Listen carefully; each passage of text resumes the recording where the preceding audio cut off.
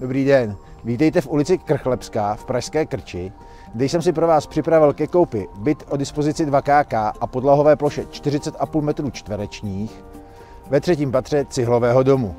Moje jméno je Miroslav Heliman, jsem realitní makléř a zvu vás na prohlídku nabízeného bytu. Tento útulný byt s dispozicí 2KK a rozloze 40,5 m2 se nachází v klidné ulici Krchlebská 8, Praha 4, nedaleko OC Arkády a metra Pankrác. Jedná se o slunný byt orientovaný na jihozápad a situovaný ve 3. nadzemním podlaží pečlivě udržovaného zatepleného domu s výtahem. Byt je v dobrém stavu, připraven k okamžitému nastěhování. Dispozičně vám byt nabídne menší vstupní zádveří, obývací pokoj s menším kuchyňským koutem, ložnici a koupelnu s vanou. K bytu náleží prostorný a suchý sklep o velikosti 6,2 m2.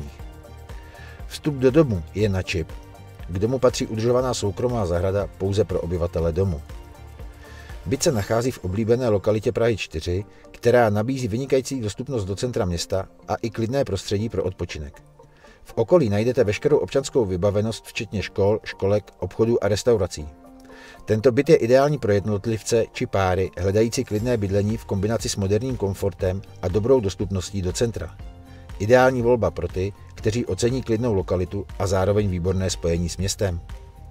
Nenechte si ujít tuto jedinečnou příležitost a pokud vás nabídka zaujala a pokud jste usoudili, že je byt určený přímo vám, domluvte si prohlídku. Těším se na vás na prohlídce v Krchlebské ulici.